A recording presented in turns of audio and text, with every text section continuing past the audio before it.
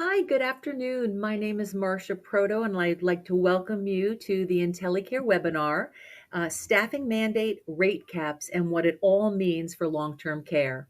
I have a few housekeeping items, and we're going to let our attendees log in. We have in excess of over 200 people who are registered, so very exciting day. We are actually going to be monitoring the chat throughout the session. So, should you have any questions or comments as Sean and I are sharing on the screen, please put those in the chat and we will pick them up. And actually, in the meantime, as we're letting our attendees in, if you wouldn't mind putting in the chat where you're from, we'd really love to get a great idea of the different states and regions that are being represented today so we can be more helpful in our comments or examples. Oh, so we have Ohio. Thank you very much. We have Oklahoma. Excited to have you join us. Thank you. It's morning for you. It's afternoon for us. Colorado. I see Colorado. Maine, Washington Indiana, State, Fort, Indiana, Greenville, Rhode Island. Pennsylvania, North Dakota, New Hampshire, Massachusetts, Missouri, Hawaii. Welcome. Aloha, Hawaii. This is outstanding. The Philippines.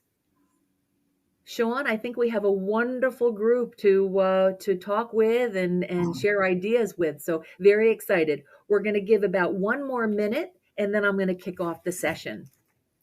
I do. What a diverse group. We see. I see people from states that are currently in rate cap states. I see people from states that are in rate cap proposed states. I see people from states that are operating in states that already have staffing mandates in place or staffing ratios in place. Others that have them coming down the pike. So it should be a good conversation for sure. Terrific. Well, it's about 12:03 on my clock in Connecticut. And again, we just want to thank you and welcome you for those who just joined us. The webinar is Staffing Mandate, Rate Caps, and What It All Means for Long-Term Care. Sean and I will be monitoring the chat throughout the session. So if you do have any questions or comments, please put them in the chat because we're toggling to the Q&A is actually going to be a challenge. So I appreciate that. I'd like to introduce my colleague, Sean Carney from IntelyCare. He's going to do a brief little bio and introduction so you get to know a little bit about Sean. He'll turn it back to me and then I'll kick off the session. Sean. Hi, everybody. Sean Carney. Been with IntelyCare for just under a year now. Prior to that, I was an owner operator of skilled nursing facilities in Rhode Island, Connecticut, and Massachusetts. I've worked for the smaller facilities. I've worked for larger organizations such as Brookdale Senior Living, and again, owned and operated my own facilities during that time. I transitioned over to IntelyCare last year to the vendor side, and it's been a wonderful transition because it's actually allowed me to help participate, get involved with even more facilities and more areas in which we touch residents across the country rather than being isolated in an area such as New England. So very Wonderful. excited And to I'm be here. so very excited to dialogue with you. And my name is Marsha Prodo. I'm actually the executive director for the Connecticut Center for Nursing Workforce. And we engage with our hospital, long-term care, home care, trade associations, really learn what those critical issues are, not only for nursing, LPN roles, CNA roles, and roles in healthcare in general. We collect data on our workforce, and I'll be sharing some highlights of the data and direct implications to long term care. And then we also work with the education side, all the deans and directors from the schools and programs of nursing, from doctoral to LPN, who are really producing your future nursing workforce. So we're going to have some great discussion and comments. For the purpose of today, I just want to level set, and as Sean mentioned about rate caps. So just to level set, rate caps are being proposed and enacted legislation across the nation. And as Sean mentioned, some states may have enacted legislation, others proposed, and some preparing. And so rate caps are actually tied to the regional wage structure. And what the rate cap aims to do is control costs, ensure compensation, fair compensation, and promote transparency within the healthcare staffing sector. Common requirements and regulations include minimum billing rates linked to regional wages, transparency requirements for pricing structures, mandated workers' compensation coverage, reporting obligations, including employee data, and quality and care oversights and investigations. Regionally in New England, there's legislation in both Rhode Island and Massachusetts on rate caps. Sean's been quite involved in that dialogue and conversation. I'd like to turn it over to Sean to dig a little deeper in what that means. Sean? Sure. We have been very much involved here in New England with Rhode Island and Massachusetts with the rate cap and the rollout of the proposed rules and regulations around a rate cap. Two totally different experiences.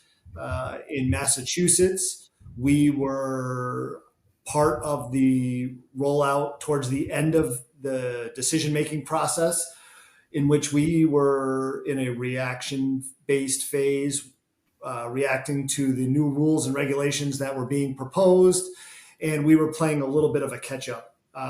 In Rhode Island, we got involved early on in the process and were able to formulate a plan, a go forward plan, and an action plan to be able to prepare for the rate cap implementation, the pros and cons of a rate cap, so that we didn't have a dip in service and there wasn't a dip in patient hours within the facilities that rely so heavily on agencies or contingent labor force.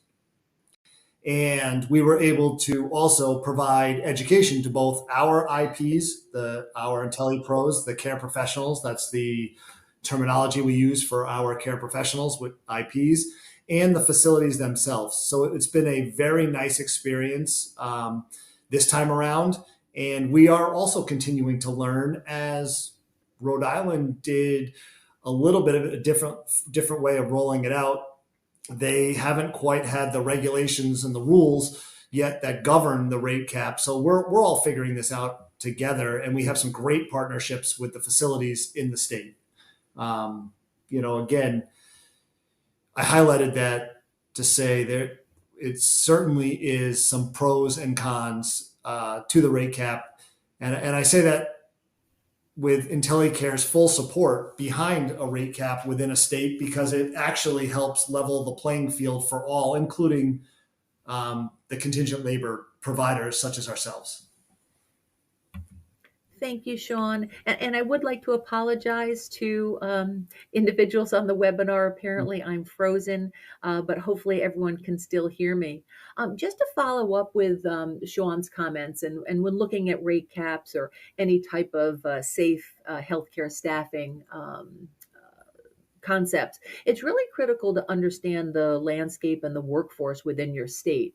And as I alluded to, as executive director for the Connecticut Center for Nursing Workforce, we actually pull workforce supply data for our RNs and LPNs every 2 years.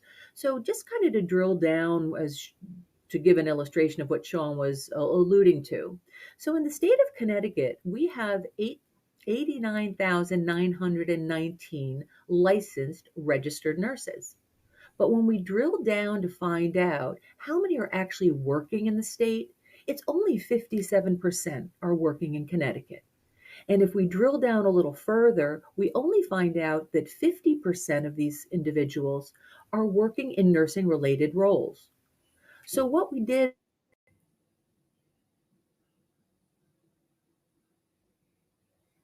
Oh no, did we lose Marsha for everybody?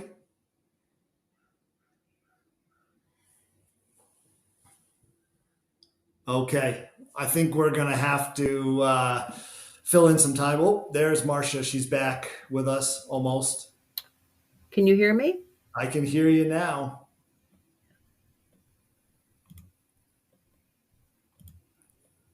Can everybody else see Marsha? I believe she's back on. Somebody throw that in the chat. Oh, there she is, Jeff Reynolds. Thank you very much. Marsha, while you get Hi, settled, I'm sorry. So what we decided to do was dig down to see how many actually are working in long-term care. And what we determined is only 64% of our workforce, nurses, are working in long-term care. And what that translates to is 2,880 nurses in long-term care to serve all of our locations, whether they be nursing homes, extended care, or assisted living. When we're really looking at that number, is that enough nurses to even staff our existing facilities? And from when we look at all of our job postings and availabilities for nursing within these settings, we have tremendous amount of vacancies. So I think when we look at the lens of staffing ratios, staffing mandates, or safe healthcare staffing levels, we really need to look at our workforce and our availability. When we looked at our LPN population, we found out that we have 14,300 licensed LPNs. The data is a bit different. 70% of our LPNs are working, and 58% work in a nursing capacity. We also looked and saw that it was 45% of our LPNs that are working in nursing homes, extended care, and assisted living facilities, which is truly a much more robust population to work in the settings. Yet we know that the scope of practice is not as robust as the nurse. So, Sean, I don't know how, even before COVID, we were suffering with a need for employees in the long term care, extended living settings. It's been exacerbated by COVID, and I don't really think we bounced back. From IntelyCare's perspective, seeing that type of demand from agency nurses? well, even before we get back to, or we get to the demand part of this, something you said sparked something in my mind to bring up, and that is with respect to the rate caps or rate cap initiative.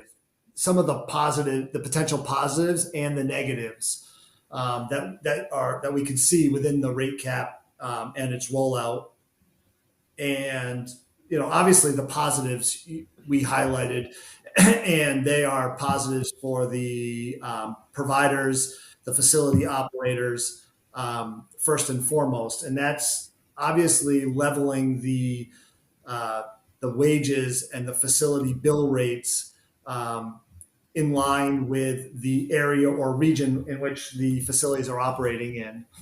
The other thing it helps provide is some alignment on direct hire costs and wages that can be provided.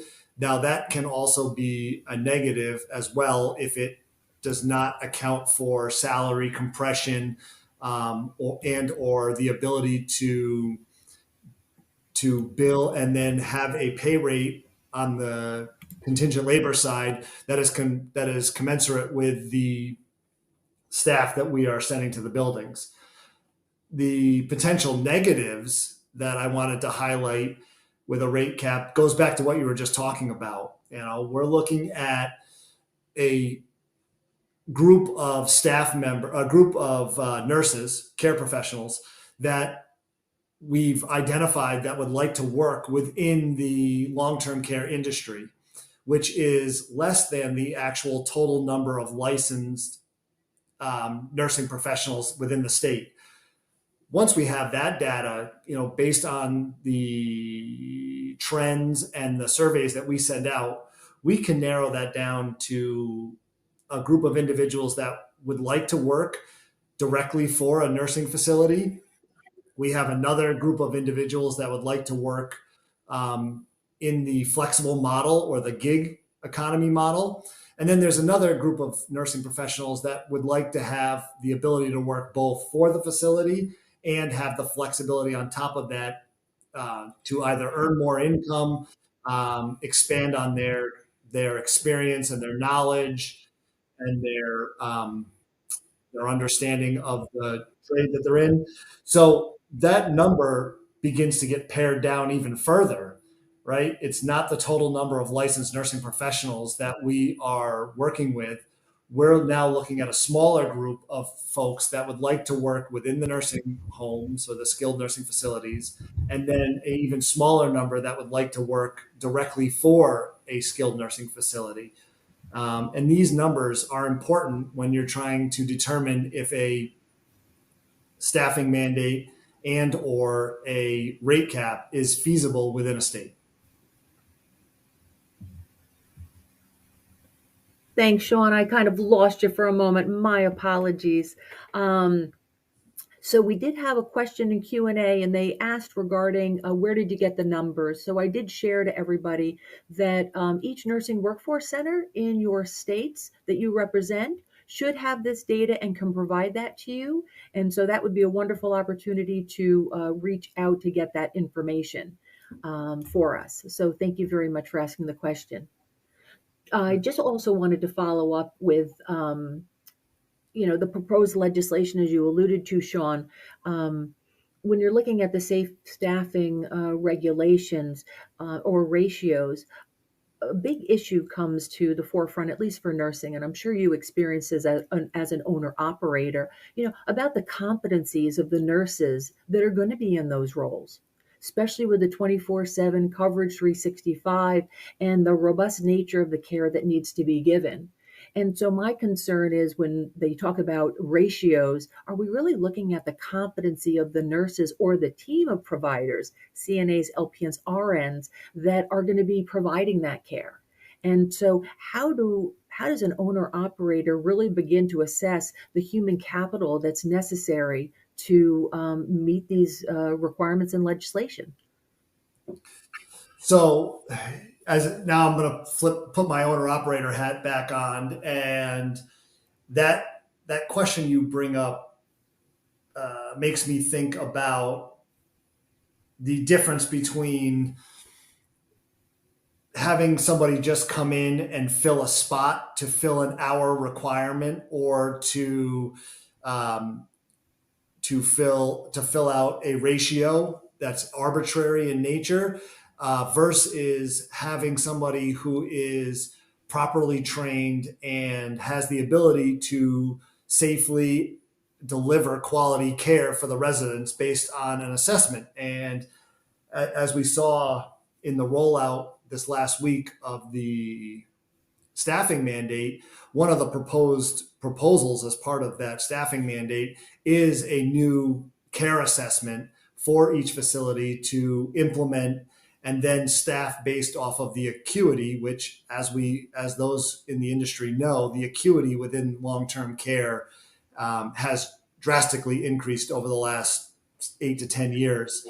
So having the trained professionals that can handle the acuity and deliver that safe quality of care is equally as important as an arbitrary number that has been deemed safe, so to speak. And I'm also looking at, the new grads who are emerging into the workforce. Unfortunately, have not gotten such extensive experience in long-term care. So when you look at a new grad hire who has really been socialized and enculturated through their clinicals in acute care, that transition is sometimes very, very mighty. So the $64,000 question is, how do you balance your staffing? We did have a question from Scott, and he shared, how do you think the rate caps will affect boosting capabilities for IntelyCares or other similar platforms? Yeah, it's a great question. And it goes back to what we highlighted at the beginning with respect to the two different rollouts of a rate cap in the various states. In Massachusetts, they proposed the rate cap. There was a 60-day discussion period. There was then almost 3 months before it became active within the state. And during that 3 or 4 months, they developed the rules and regulations by which they were going to govern the rate cap. And that did allow for things such as overtime pay, holiday pay, emergency pay, and or special event pay when a facility was unable to meet a safe staffing number, right? And that is where any kind of shift enhancement uh, that's available on either a platform or a even a mom and pop agency where you're using telephones and sticky notes to schedule with them. It allowed for those circumstances to be utilized to provide the staff at the right time in the right place.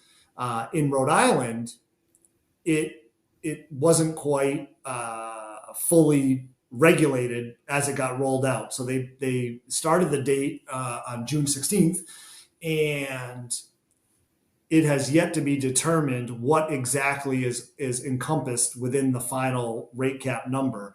Uh, it almost can't include overtime and holiday pay because there's not enough room there to pay a competitive wage and pay the appropriate 1.5 times for let's say overtime. So they have some work to do there, and we are actively working with the state, working with various facilities and organizations and the trade associations in the state of Rhode Island to come up with a workable solution. I think that the I think that the shift enhancement is something that, with the right provider and the right vendor, when they come together as true partners, that's something that we're able to actively work on making sure that shift enhancement in any way, shape, or form is used when it is necessary and not used as a means to fill a schedule out, which is not the intent behind it. So again, I always go back to the partnership, the open communication between the facilities and the staffing agency, so that everyone understands what the capabilities are, what the restrictions or the parameters are around it, and then what's available to them if needed to meet any kind of staffing minimums that are required. Hope that answers that question. Yeah, then thanks, Scott. And before we pivot to Sue's question related to the whole competency of the nursing staff, I did want to talk with you, and I know we've talked before. When we come out with legislation from the states, sometimes there's no funding that supports something. And I know CMS is looking at doing something on a federal level. Any Yep. insights and feedback on that before we leave this topic? Well, that's a great question, Marsha, and I almost want to. I'm going to combine what you just brought up, and then there's a question in the chat from Sue Johnson, and it reads: how will facilities maintain competency by their nurses? What is the facility's responsibility for continuing education and assessment? And I'm going to kind of try to wrap it all in one. And I'm going to read something that I read earlier this week from McKnight's, and it's a statement or a quote by Katie Smith Sloan. And in her quote, she writes, funding and training programs, while a huge need, is simply not enough at this point. America's underfunded, long ignored long-term care sector is in a workforce crisis. She goes on to say, how does rate caps and mandates specifically address the underfunded, underdeveloped workforce that will not be able to backfill positions that they currently fail to fill in today's climate, right?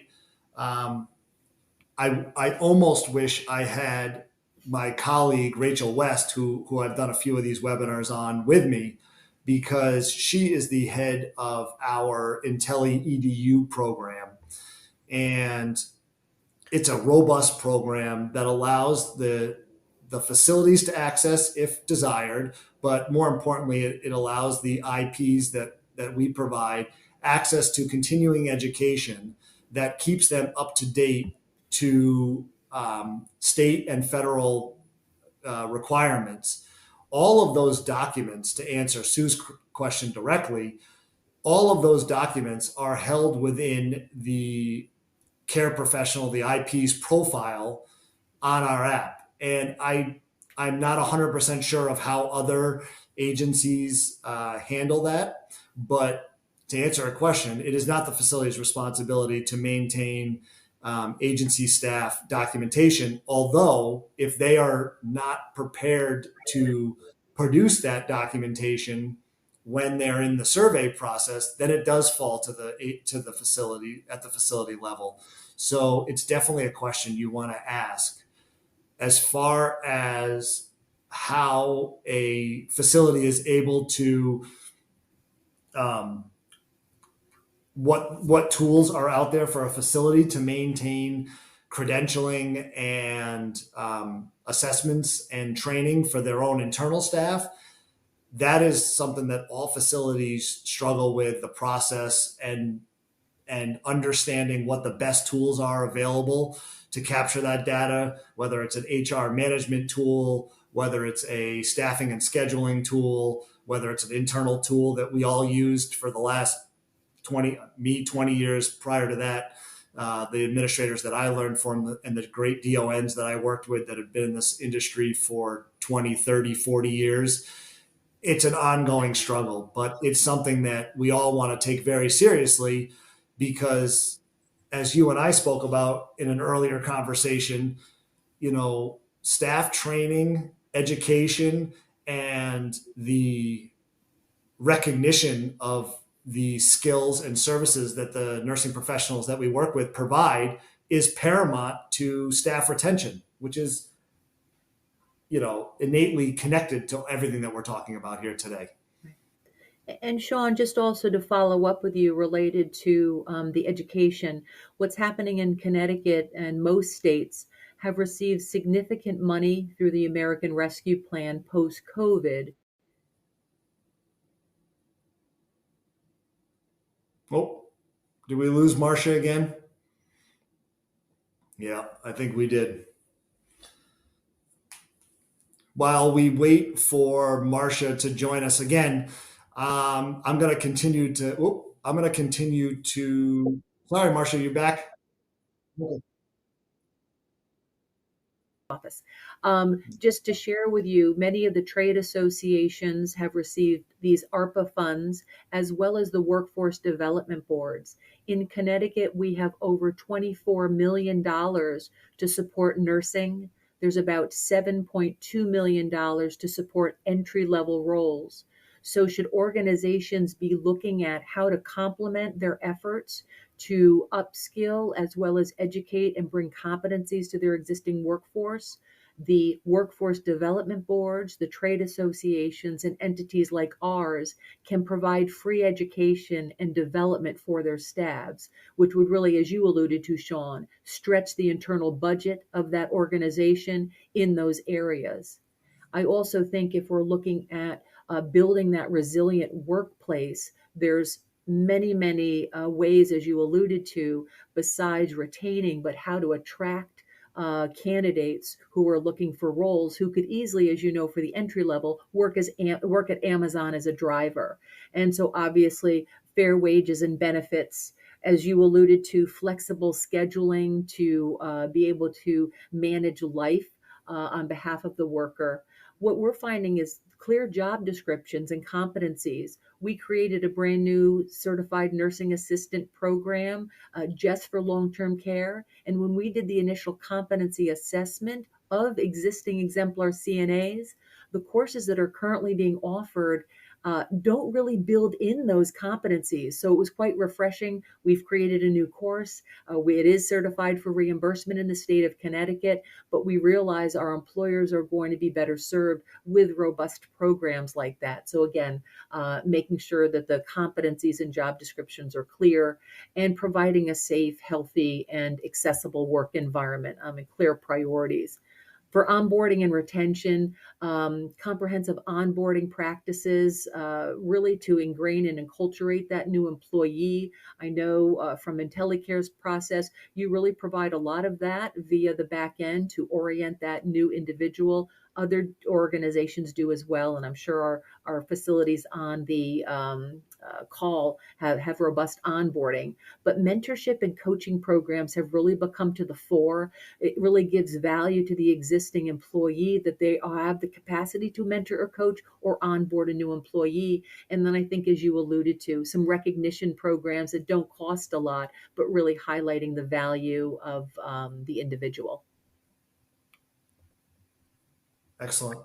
Great points, and even while you were speaking, Marcia, and a little bit of time when we lost you there, a few people put into the chat and to the questions and answers some additional data and points as well, and it comes from the PBJ data that's been being collected over the last year, especially. But this particular person brought up in Massachusetts, the PBJ data is showing that just to meet minimum staffing requirements that are being proposed in Massachusetts in this case, but it's across the country. The amount of CNAs alone that would need to be added to the workforce to meet the mandates, irregardless of where they're working today, whether they're choosing to work for a agency, they're choosing to work for a facility itself, they're choosing to work for a group of facilities that have their own internal float pool as facilities try to create opportunities for flexibility, but yet still have internal workforces that they have a little bit more control over and understanding and grasp of their credentialing and their skills assessments and their training. So it's something that needs to be looked at or should be at least questioned when approaching whether it's a rate cap entering a state or it's the federal staffing mandate that's now being presented bits and pieces, even at its, and I hate to say reduced, but its attempt to meet the providers that have already spoken up and saying that this is going to be a very difficult thing to work with. They've started to adjust the number off of the 4.1. They've started to make accommodations for rural versus urban or inner city facilities, and it still is just it's going to tax the system at a level that is just not it's not feasible at this time, especially coming off of the last 2.5 years post COVID, and the fact that when you look at the data, this is a shocking number. To operate a skilled nursing facility across the country, the cost rose roughly around 30% since January of 2020, and there's been roughly 7% increase over that same time in Medicaid funding, which is, as we all know, 65 to 75% of the funding that goes into skilled nursing facilities. So when I'm asked, how are we going to prepare for the lack of funding in the sector? And somebody immediately responds with, well, there's been an increase by Medicaid and Medicare over the last, year over year over the last 3 years. What they're not sometimes understanding is that increase is not even close to the actual increase in cost, expense. So it's definitely something we need to look at when we're all trying to look at what we can do to attract new nurses into the industry, retain the current nurses that are in the industry alone, not just both the ones that are working in the gig economy, the ones that are working for the contingent labor forces, and the ones that are working within the facilities. All of it is important because, quite frankly, we can't afford to lose a single licensed nursing professional that wants to care for this population. We have no wiggle room. And Sean, I was actually on a phone call this morning with Brittany Burke, who stands up at professional development at Norton Health Systems in Kentucky. The innovations that is going on, they've been in the game for 17 years doing this, but really it's those partnerships with the academic programs.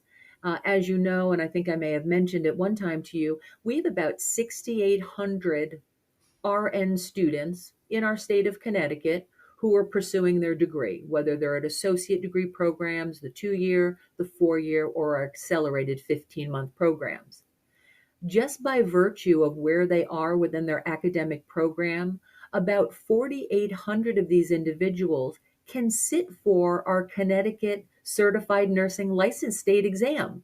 They don't need any additional education. They need to sit for the exam. So our organization put together an 8-hour prep course for these nurses who may be interested. We're actually going to be offering it in January.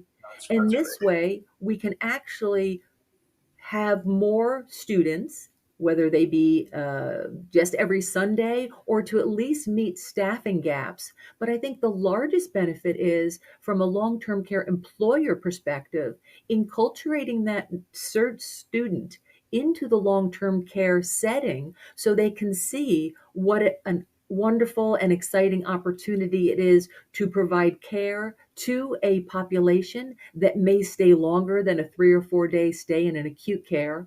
Relationships can be built with families, and the value and breadth and scope of the role is very, very meaningful. And upon graduation, the employer can offer them part-time or full-time roles to fill those who are leaving. And we know nurses in Connecticut who work in long-term care are on the older side of our age group. So it would be very, very important if organizations have not built relationships with their schools and programs of nursing to begin that dialogue, open up opportunities for observations or capstone experiences, as well as clinical experiences to really showcase their organization to the future of our nursing workforce. I mean, those are excellent points, Marcia. Um, I think back to, and again, now my mind is focused on the staffing ratios and the mandates and the various ways in which they're going to have an effect on the facilities. Um, what you bring up is an excellent point, and and the people that actually are working in the nursing facilities, the nursing communities at this time, to have the I don't want to call it free time, but the extra time or the available time to get into these types of projects when when you are trying to understand whether that particular, whether it's the director of nurses, we had a couple of MDS coordinators on the call today here, whether it's a charge nurse or a staff development infection control nurse. Where do they play as far as the ratios? Are they considered part of the direct care staff? Are they not considered part of the direct care staff? Does the facility have the funding and the available resources to allocate 4 or 6 hours for, let's say, the staff development infection control nurse, who is extremely hard to find in the first place, somebody with that skill level, to be able to go out and begin those outreach programs, develop a robust mentorship program, capstone project, these types of things. Much of that work, at least from my observation, much of that work is being done outside of the work environment at nights, on the weekends, on their off, quote unquote, off time, just to get this accomplished, because the nursing professionals and the facilities that operate within long-term care, that is the level of passion that you see. Um, I won't go down at this point. I normally go down my diatribe of which nursing is actually more difficult, hospital and acute care versus long-term care, and who has to perform better or faster on their feet, with more experience and less help. But for those in long-term care, you obviously have a special place in your heart for that population and an understanding of what you have to accomplish on a daily basis with the resources given. Right. And Sean, I think during COVID, our schools actually so reached into practice, especially in acute. So all of those models are created, all of that outreach, the mentorship program. So the schools are really positively poised to engage with the employers. So I think Great. the timing is right for partnerships. We Great. do have questions from Jeff, and he wanted a definitive answer whether the rate cap applies to nursing homes only, or is it wrapping in our assisted living facilities as well? I don't So know what your discussion was in Maine or excuse me, in Massachusetts or Rhode Island. So I think it's going to depend on the state specific, but in Rhode Island, it does include the assisted livings. Massachusetts, I'd have to double check because I wasn't really that involved with the Massachusetts rollout, but it does depend on the care setting. It depends on the legislation that's proposed, but it's the way that I always look at things, anything that's either rolled out by CMS, rolled out by a particular state, um, is they normal, and I hate to use this phraseology, but they test everything out in the skilled nursing facilities, and then they roll it out across the state or across the country into all care settings from there. So, as we all know, the assisted living world is starting to become regulated very similarly to the way that we regulate skilled nursing facilities. So I'd have to suspect that staffing mandates and rate caps and such are going to work their way towards assisted living as well. Thanks, Sean. And there was another other specific question from Carrie. She alluded to that when they have a CNA call in, the management team will jump in and take on the CNA role. And Oh, she was asking, how do we report that so we're meeting the requirements? Great question, Carrie. great question, great point. It goes back to boy, I can talk about this in so many different levels, right? The data capture and the assessment tools that are not in place currently through CMS to help the surveyors, and I know most of the people on this call don't want to be helping surveyors, but capturing that data is part of the survey process, and it's also part of taking ownership and credit for the work that you're doing. I mean, uh, Carrie, Carrie, and everyone else that's on this call that has ever worked in a long-term care facility will immediately be able to close their eyes and remember a time where the management staff that is not captured in the direct care quotient in PBJ was serving meals or making meals or running a program through the activities department, being part of a trip, an outing as part of a one-on-one, depending on what population you have, and or right up to helping deliver care or sitting with a resident that's agitated so that medication is not the first go-to as far as a solution for an agitated resident. These are things that all levels of staff at a skilled nursing facility, they're performing on a daily basis. And anybody who doesn't understand that aspect isn't really tuned in with what's happening in skilled nursing facilities today. And that's a wonderful reflection. And when you really look at creating that positive environment, how do you get employees to engage in that buy-in? And I know that's a huge conversation for a whole nother webinar. Oh, We did have a follow-up question from Jeff, and he says, does the state receive federal funding for implementing a rate cap system? I'm sorry. Say that again. I didn't. I Oh, was actually reading the next two questions, oh, so I got to start paying attention. he asked, does a state receive federal funding for implementing a rate cap system?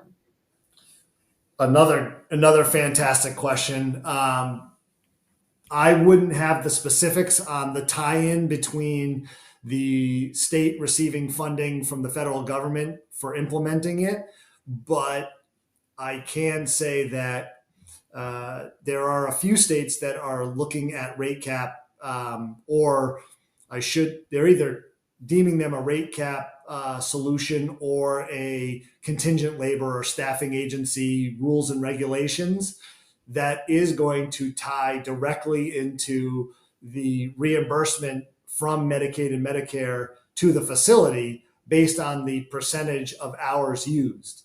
Now, that's a great connecting topic between rate caps and staffing mandates because as we spoke about earlier today, the we know the data. We're able to see the data on a daily basis, and there are nurses that are willing to work in long-term care that are qualified, are trained, are educated, and eager to work in long-term care. They just may not want to work for one particular facility for a variety of reasons, whether it's family needs, whether it's a desire to be flexible, whether it's a desire to increase skills. There's hundreds of reasons why they don't want to work directly for a facility. And if you're putting the facility in a bind and not allowing them to properly manage and utilize contingent labor forces to meet a staffing minimum, it really makes no sense. Right. Right. And it's quite interesting, I'm just monitoring the chat, and Sue Johnson as well as Jacqueline Robinson were really talking about, how do we get students prepared and enculturated in for long-term care? And I think the critical element is providing those clinical experiences. Many of our schools and programs of nursing do have clinical faculty with some long-term care experience. They can take a group of 4, 6, 8, whatever you're looking for, into your setting, and it will track to the curriculum that the students are taking. There's brand new accreditation guidelines, and it's all competency based. There's 4 spheres of areas that our students need to be exposed to. The NCLEX exam has been changed, so it's not hospital centric. So our schools are clamoring for post-acute care, long-term care, home care, and community care settings for all of their students. As I alluded to, we have over almost 7,000 RN students who need clinical placements. And as the focus is becoming non-acute care, there's tremendous amount of opportunities. Our organization happens to convene all the deans and directors of every single school and program of nursing in the state on a monthly basis. We would jump up and down if we had 10 to 15 long-term care facilities saying, we'd love to take students.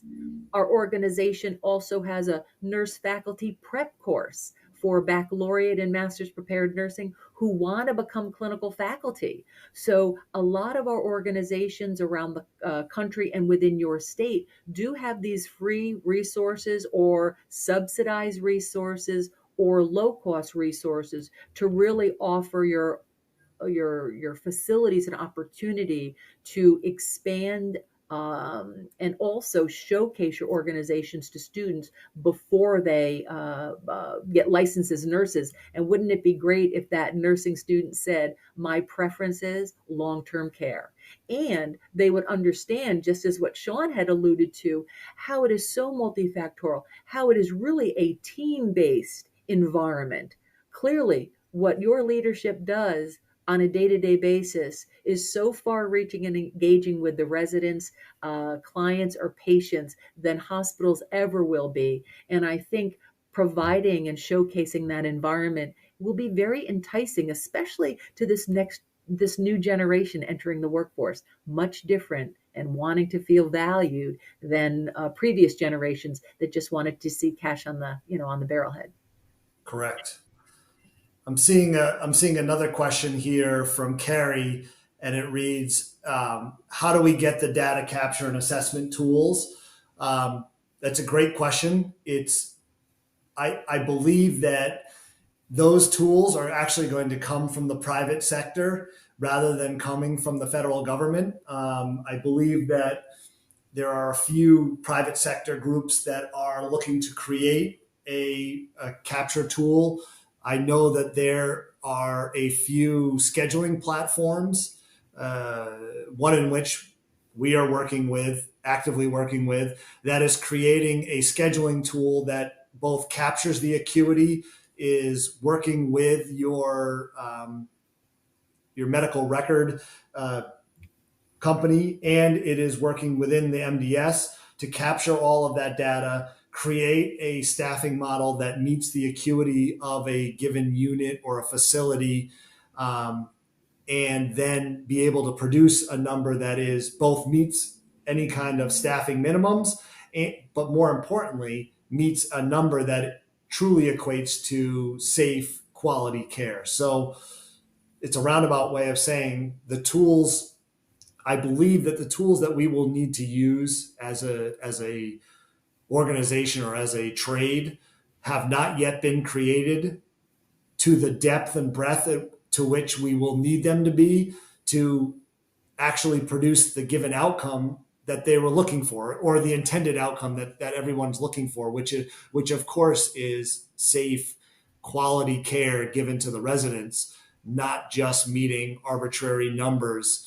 Again, I would highlight and I would encourage everyone to look through some of the information that's come out recently on rate caps and staffing mandates, and some of the surveys and studies that were funded and asked for by CMS that got prematurely exposed to the country, that actually came back and said that arbitrary staffing numbers and minimums have very little to zero effect on the patient care given at a any given facility. So it's something to definitely monitor and be vocal about as a group, as a trade, whether it's with your trade associations, whether it's in the political arena, whether it's with other facilities coming together and making sure that their voices are being heard. It's an extremely important time, and it's something that I'm obviously still connected to on a daily, weekly basis. And Sean, I think that goes along, I think everybody's looking for the silver bullet. What legislation can be enacted that, if enacted well, it would have all the ripple effects to do all the great things? They don't realize what unintended consequences transpire from these decisions. And so I think this conversation could go on for another hour. We do Oh, have about 8 minutes left. There was one question that I saw from Diana, and she wanted to know, are SNFs and assisted living centers interested in forming partnerships with providers for nursing education? I think every single state oh, has a council of deans and directors, and so they would welcome any engagement or interaction. If you emailed me or emailed IntelyCare, I could get that information, and I'd be happy to share who the point person is within your state that you could talk to regarding getting in contact with schools and programs of nursing who would love to send their students. And then I think we had a question for Willie. Um, any discussion on AIDS, residence ratios, maximums, New Jersey? How to give adequate care for 20 to 1 on a 7 to 3 p.m. shift? yeah. Yeah. I mean, yeah, sure. I mean, it's. I assume he's being rhetorical with the question, based on the fact that he's here with us today. Um, it's extremely difficult, right? So I think that goes back to some of the things that we discussed earlier here today, such as not just meeting arbitrary ratios or arbitrary numbers, rather than making sure that we have the right individual in the right setting at the right place at the right time is much more impactful than just meeting a 4.1 per patient per day, right? Um, Understanding the acuity of the facility, all the way down to the acuity of a particular hallway or unit, depending on how your facility is set up, and then understanding what labor force is available to you to implement and disseminate to that care setting to make sure that you meet the needs of the residents that live there, and really understanding that ratio, that workforce ratio, may include internal staff, internal float pool, contingent labor, and alternative care professionals that aren't necessarily licensed as either a CNA, or a caregiver, home health aide. There's since COVID has come out, and now we're going back to the licensing requirements, but they did give a lot of leeway. Certain states have maintained that leeway on who exactly qualifies and what training is necessary to qualify for hands-on direct care, and getting comfortable with those answers and understanding what's available to a particular facility is paramount for success in that area. And Sean, we just had one more question. I know we just have a couple minutes left. Somebody wanted to know, has IntelyCare taken steps to remain in compliance for evolving regulations? And what has IntelyCare done to make sure you're in compliance with these regulations? Well, sure. So first and foremost, it starts with when with respect to rate caps, it starts with understanding the initial documentation, right? Understanding what is being asked, what is all encompassed within the rate cap, and then understanding what additional um, requirements fall under it, other than just a simple wage cap, because such in Rhode Island, there were some other items that were involved in it, such as having a disciplinary process, having a credentialing process, having a dispute process. So there are a few other factors that fall under a rate cap that are normally accompany these things. And to answer your question specifically, or this person's question specifically, IntelyCare, and it's why IntelyCare welcomes these types of things. IntelyCare has historically, from the onset, had these built into our platform. So we are joint commission certified. We do have a disciplinary process. We obviously have a very robust credentialing and education process for all of our IPs. We have a dispute resolution process.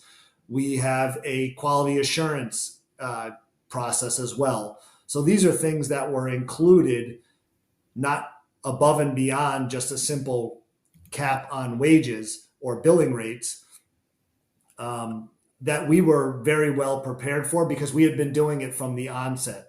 Our employees are all W-2 employees that carry workers' comp and liability insurance.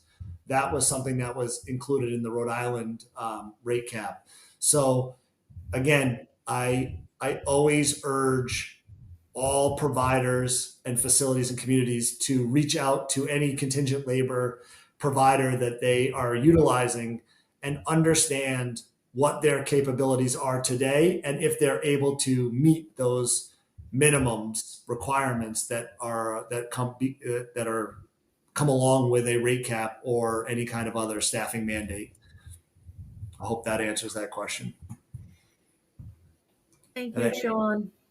We're coming up on our bewitching hour, and there was quite a few comments in the question and answers related to balancing the CNAs, retaining the CNAs.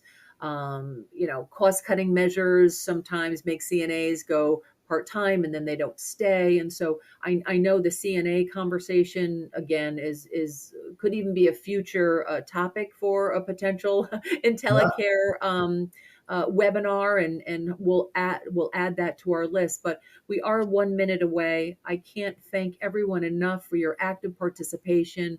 Sean, the insights that you provided and answers to questions to really tee up the conversation related to, how do organizations address staffing mandates? How is rate caps going to be impacting them now and in the future, and positively positioning long-term care and assisted living and extended care facilities to be able to address and be nimble and flexible to adapt to these new regulations and maybe differing regulations that come down the pipe. Any closing comments from your side? I just, the last thing I would say is, I know that today we were focused on the rate cap topic as well as staffing mandates, but given the recent developments with the proposed rule and the accompanying studies that had been associated with these government initiatives, I really would hope that we take a minute and we connect the two and the potential causes for danger long term to the industry as a whole. Without proper planning, without proper understanding from the industry leaders in operations and workforce development, we do run the risk of activating a mandate that doesn't have the proper rules, the regulations, and the funding to allow it to produce the intended result. And that has to be the paramount thing that we focus on here as an industry moving forward. Thank you, Sean. And I'm seeing some great thanks and well dones in the chat from the audience. Just wanted to share, if we did not get to your question, we do have the feed from the question and answers. So we will be able to take those and potentially react. And then it's 1 o'clock and we'd love to wrap up. So thank you again for your participation, Sean. Wonderful job as usual. And if you have any questions, please reach right out to IntelyCare or Sean. His email was in the chat. And have a great afternoon. Thank you. Thanks all.